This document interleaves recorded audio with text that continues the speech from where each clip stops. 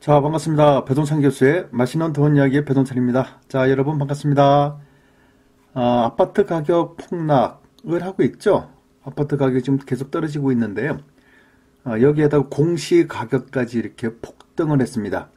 물론 여기서 말하는 공시 가격은 공동주택에 대한 공시 가격이 아니라 단독주택에 대한 그런 공시 가격이 거의 고가 단독주택일 경우에는 이제 폭등하다시피 많이 올랐죠. 따라서 단독주택, 다가구주택에 대해서는 어떻게 보면 사망 선고가 내려졌지 않나라고 이렇게 생각이 됩니다. 그래서 오늘은 이렇게 공시가격이 폭등을 하고 아파트 가격이 폭락을 하면 이 단독주택하고 다가구주택은 이 가격이 어떻게 될 것인지 그런 부분에 대해서 한번 강의를 한번 해보도록 하겠습니다. 먼저 이 주택의 종류에 대해서 간단하게 설명을 한번 해드릴게요. 주택은 크게 단독주택과 공동주택 이렇게 두 가지로 이렇게 구분을 할 수가 있어요. 단독주택이라는 거는 그냥 개인 소유를 의미한다라고 생각하시면 돼요. 그래서 단독주택의 종류로 보면 단독주택이 있고 다가구주택이 있겠죠.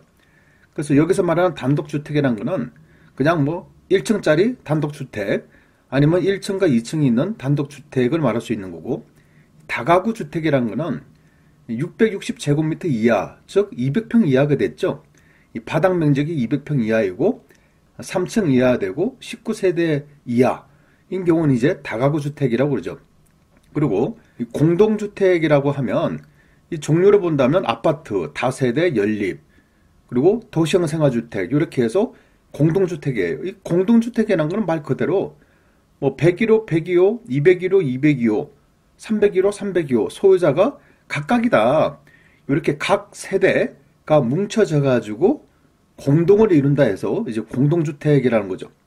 우리가 흔히 알고 있는 상식이 있잖아요. 그냥 단독주택이라는 거는 그냥 1층, 2층짜리 건물 단독주택을 말하고, 공동주택이라 본다면 대표적인 게 아파트라고 볼 수가 있겠죠.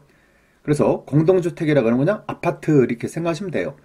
물론 이제 공동주택 속에서도 아파트라는 거는 5개층 이상인 공동주택을 우리는 아파트 그러죠. 그래서 5층, 또 15층짜리, 40층짜리. 그래서 우리는 흔히 이렇게 아파트라는 거죠. 그리고 이 다세대 주택이라는 거는 바닥 면적이 660제곱미터 이하, 그리고 4개층 이하여야 되는 거죠. 그리고 연립주택이라는 거는 바닥 면적이 660제곱미터를 초과한다는 거예요. 200평을 초과한다는 거죠. 흔히 보면 A동, B동, C동 이게 있겠죠. 또 가동, 나동, 다동 이런 식으로 우리는 흔히 연립주택이다라고 볼 수가 있는 거고, 4개층 이하가 되겠죠. 왜냐하면 5개층 이상이 넘어가면 아파트로 넘어가니까 그래요. 이렇게 이제 단독주택의 종류가 있는데요. 이 중에서 정부는 아파트에 대한 공시가격 발표가 아니라 지역별 표준주택, 그 단독주택에 대한 공시가격이 국토부에서 이렇게 발표를 했다는 거고, 1등으로 본다면 이제 서울 17.75% 올랐고요. 2등으로 본다면 우측에 있는 대구 9.18%로 올랐고, 3등을 보면 광주광역시가 8.71% 올랐고, 네 번째로 보면 세종시가 7.62%가 이렇게 올랐다는 거예요. 그래서 전국적으로 보면 표준주택 공시가격이 전국적으로 9.13%가 올랐다. 이 표준주택 공시가격이 9.13%가 올랐다는 것은 제가 봐도 많이 올랐다라고 볼 수도 있겠어요. 정부의 의도와 목적을 보면요, 이 단독주택의 이 공시가격은 시세 대비해서 51.8%인데 공동주택 같은 경우, 즉 아파트 같은 경우에는 시세 대비 68.1%가 적용이 돼요. 그럼 단독주택하고 공동주택하고 비교를 해보면 이거는 단독주택은 현실화가 떨어지죠. 굉장히 떨어지죠. 그리고 공동주택은 현실화율이 높은 거고, 이 부분에 대해서 불균형을 잡기 위해서 이렇게 했다. 그 밑에 보면 사례로 보시면 여실하게 나타나죠. 울산 남구에 있는 아파트가 시세가 약 5억 8천만 원인데 재산세를 90만 원 납부한다는 거예요. 근데 서울 마포에 있는 단독주택 같은 경우에는 시세는 약 15억 1천만 원 정도 하는데 재산세를 80만 원 밖에 납부를 안 한다는 얘기예요. 즉 5억 8천 하는 요 아파트의 재산세가 시세 15억 하는 단독주택에 비해서 돈을 더 많이 납부한다는 거예요. 어떻게 보면 불균형하다라고 볼 수가 있겠죠. 그래서 이런 부분을 이제 바로잡기 위해서 하는 거다. 그리고 그 다음 페이지를 보시면 또 똑같은 단독주택인데 먼저 용산구 한남동에 있는 단독주택은 시세는 34억 5천만 원인데 시세 반영률은 37.7%밖에 반영이 안 된다는 얘기예요. 그런데 맨 밑에 있는 대전 중구에 있는 단독주택은 시세가 3억인데 공시가격 반영이 2억이 돼가지고 시세 반영률이 무려 66.6%라는 거예요. 즉 고가인 단독주택은 시세 반영률이 약 3분의 1밖에 안 되는데 이 저가인 단독주택은 시세 반영률이 무려 3분의 2가 된다는 얘기죠. 그러면 정부 입장에서 보면 이거는 너무 고가를 너무 낮춰 잡았지 않냐라고 생각할 수도 있겠죠. 그래서 정부는 이제 단독주택에 대한 또 다가구 주택에 대한 공시가격을 현실화하겠다라고 해서 이렇게 발표를 한 겁니다. 근데 더 무서운 얘기는요. 앞으로 이 공동주택과 단독주택의 공시가격을 현실화를 계속 시키겠다는 얘기입니다. 그런 식으로 본다면 공시가격을 현실화를 계속 시키겠다는 얘기는 앞으로도 단독주택에 대한 현실화, 즉 공시가격을 계속 올리겠다는 얘기지 않습니까? 지금 앞서 말씀드린 것처럼 이 단독주택의 공시가격이 작년까지는 51.8%인데 올해부터는 53%로 즉 1.2%만 상승시킨 거예요, 이게. 그런데 1.2%를 상승을 시켰는데도 이렇게 전국적으로 난리를 지긴다면 앞으로 단독주택을 공동주택, 즉 68.1%로 땡긴다면 어떤 현상이 일어날까요? 제가 보기에는 가히 이 단독주택하고 다가구 주택에 대한 인기가 급속하게 떨어지지 않을까라는 그런 생각을 합니다. 왜 그러냐면요. 공시가격이 오르면 오를수록 뭐가 됩니까? 부동산을 가지고 있음으로써 납부하는 세금, 즉 재산세와 종합부동산세가 대폭적으로 증가가 되겠죠. 이렇게 세금이 증가되는 거예요. 근데 지금 아파트도 거래가 안 되는데 단독주택이나 다가구 주택가 거래가 되겠습니까? 그렇지는 않을 거 아닙니까? 그러면 거래가 잘 이루어지지도 않는데 세금을 더 많이 납부한다. 그러면 다주택자 입장에서 본다면 다가구 주택이나 단독주택을 매도할 의사가 증가되겠죠. 그럼 매도하고자 하는 마음이 증가가 되면 자연스럽게 매물이 증가가 됩니다. 매물이 증가가 되면 가격이 하락할 가능성이 높겠죠. 그리고 여러분 다 아시다시피 지금 아파트도 지금 안 사고 있는데 사람들이 아파트도 아닌 거래가 빈번하게 이루어지지도 아니하는 요 단독주택이나 다가구 주택을 누가 지금 이렇게 선뜻 사겠습니까? 안 사겠죠? 그러면 이제 수요가 감소된다고 볼 수가 있겠죠. 이게 수요가 감소가 되면 가격이 하락할 수밖에 없겠죠. 따라서 매물은 증가되고 수요는 감소해.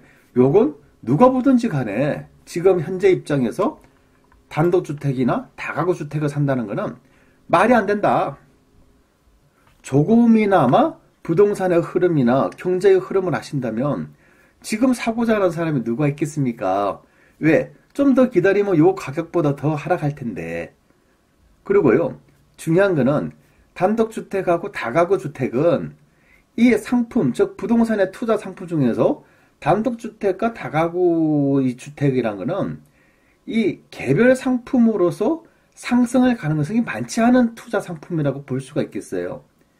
요 얘기는 뭐냐면 예를 들어서 토지다, 또 예를 들어서 아파트다라고 한다면 개별적 상승 요인들이 있단 말이에요. 이건 단독적으로 치고 올라갈 수가 있어요. 하지만 단독주택하고 다가구 주택이란 거는 이건 아파트처럼 단독적으로 막 치고 나갈 수 있는 그런 부동산 투자 상품이 아니라는 거예요. 왜 그러냐면 일단 무겁다는 느낌이 듭니다.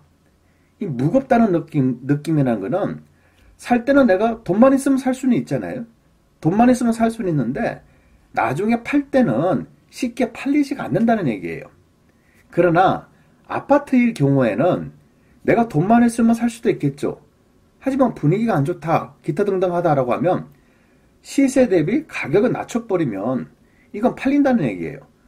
시세 대비 10%, 20% 하락해서 내놓으면 팔릴 수가 있죠. 근데 단독주택이나 다가구 주택이라는 거는 시세 대비 10 내지 20%를 낮춰도 쉽게 팔린다는 보장이 없어요. 그렇지 않나요? 아니, 다가구 주택 10억짜리를 8억이라 하더라도 누군가 쉽게 사나요? 사기가 어렵잖아요. 왜냐면 다가구 주택을 살 때는 거기 월세가 잘 나와, 전세는 어떻게 돼, 거기 시세는 어떻게 해, 땅값은 어떻게 돼, 혹시 공실은 없을까? 여러 가지 생각들이 많지 않습니까? 그리고 실제적으로 요 전세 계약서, 월세 계약서가 맞는 거야? 혹시 요거 사게 되면 내가 문제가 발생되는 거 아니야? 이 따질 게 많다는 얘기잖아요.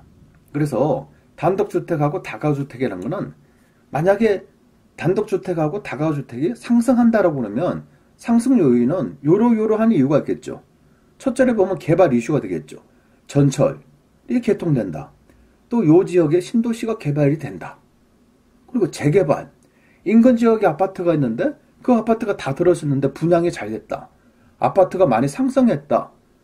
그러면 우리 지역도 뭐하자? 재개발하자. 그러면 자연스럽게 단독주택하고 다가구주택이 상승하겠죠. 그리고 아파트 가격이 상승한다는 얘기예요. 아파트 가격이 상승을 하면 단독주택과 다가구도 상승합니다. 왜? 아파트가 상승하면 건설회사에서 아파트를 계속 지어야 될 거 아닙니까?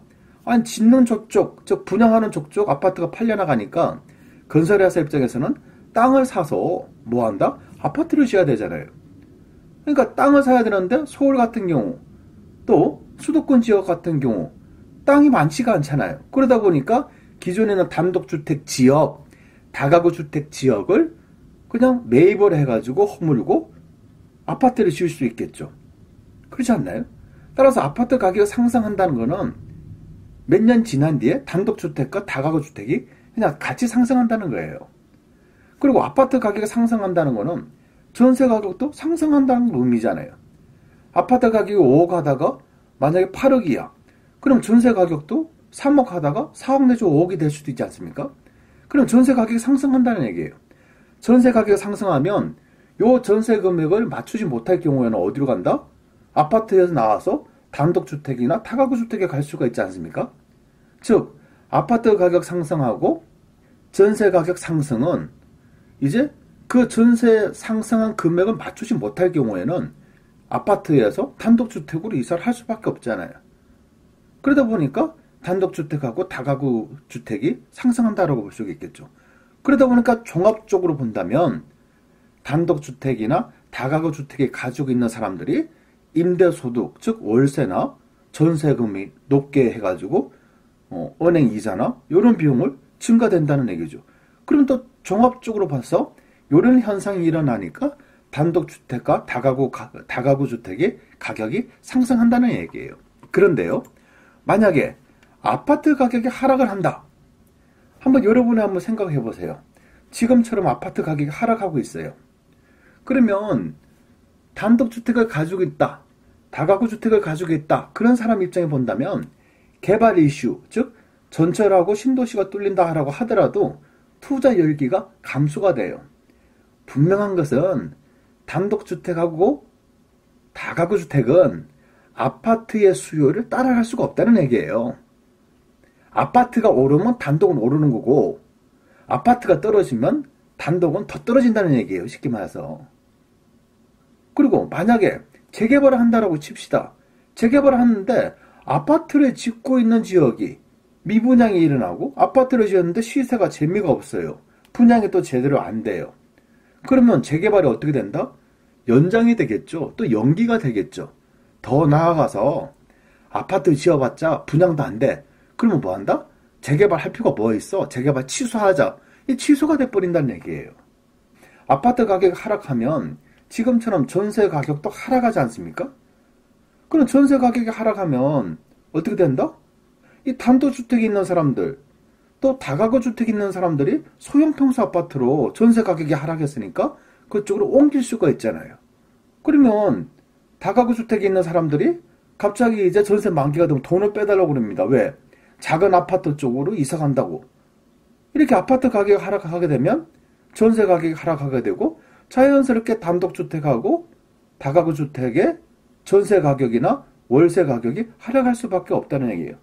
아파트 가격이 하락하게 되면 단독주택이나 다가구주택의 임대소득도 감소간다는 얘기입니다.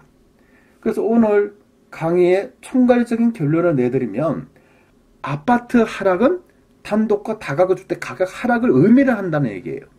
그런데 이 와중에 안 그래도 지금 하락하고 있는데 안 그래도 지금 단독주택하고 다가구주택이 재미가 없는데 안 그래도 매수세가 쪽쪽쪽 빠지는 요 시기에 정부가 주택 공시 가격까지 폭등을 시켜버린 겁니다.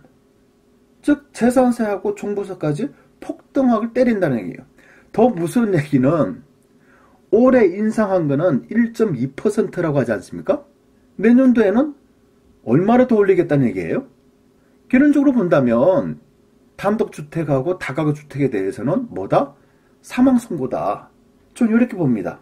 따라서 지금 섣불리 뭐 다가구주택을 사고 단독주택을 사고 요런 단계는 아니지 않냐라고 생각합니다. 만약에 단독주택과 다가구주택에 관심이 있다라고 하더라도 지금 당장 계약서에 도장 찍으시는 것보다는 앞으로 한 2달 내지 석 달 정도 지나면 오히려 올 하반기쯤 되면 아마 지금보다 가격이 더 하락할 가능성이 높지 않을까라는 생각이 듭니다.